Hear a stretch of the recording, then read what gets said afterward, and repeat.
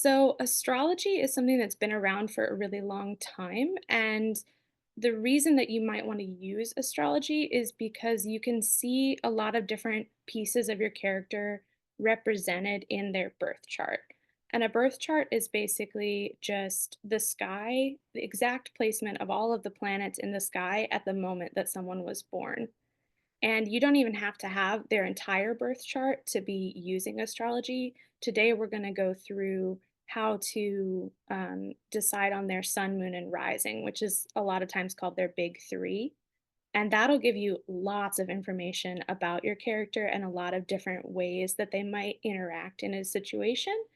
And so astrology can definitely help you deepen your characters by looking at ways that their reactions could conflict with their beliefs or their desires conflict with their motivations.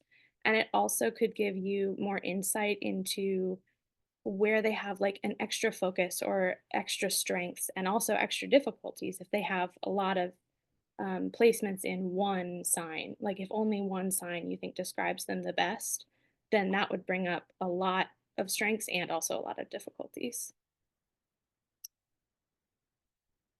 So basically, in this little workshop, we're going to talk about how the four elements and the three modalities combine to create the 12 zodiac signs. And then I'm going to help you guys choose three signs that best represent your character and which sign would be their sun sign, which sign would be their moon sign, and which sign would be their rising sign. Because each of those placements means something different in astrology. And this is just a little shortcut of how to think of it. So the sun is kind of like your inner conscious, your inner voice. The moon represents how you react and especially your emotions.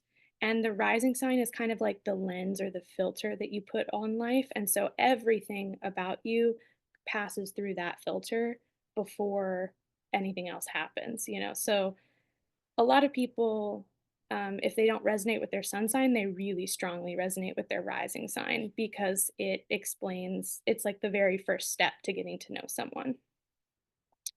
And so basically, at the end of this workshop, I hope you guys will have a new strategy for writing authentic characters who have inner conflict and inner harmony.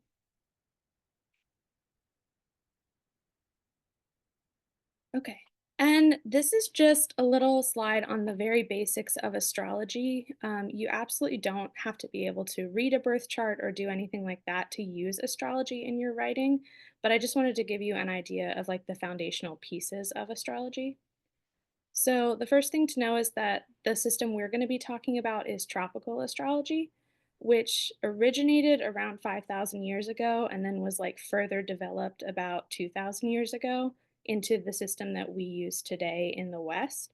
There are other types of astrology that you could definitely use. There's Vedic astrology, which is mainly practiced in India, and Chinese astrology. And there was even other types of astrology in Europe before like the Romans took over. So there's a lot of different kinds that you can use, but I just wanted you to be clear on the one that we'll be talking about today is tropical astrology. And the pieces of a birth chart are basically the zodiac signs, the planets, and the houses. The zodiac signs are showing you how someone is reacting to something. They kind of give like the how and the why behind someone's actions.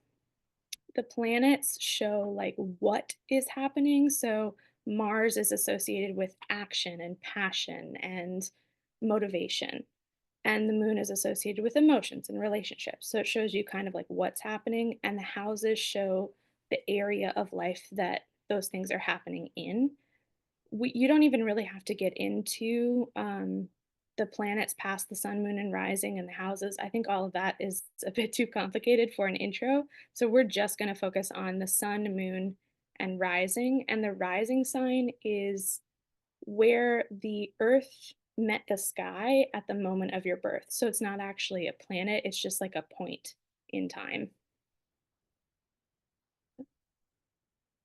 Okay, so the first thing we're going to talk about is the four elements. And if anyone has seen Avatar The Last Airbender, this show does a really good job talking about how the elements are represented in different cultures and also in astrology and tarot. It's pretty spot on for how people look at the elements.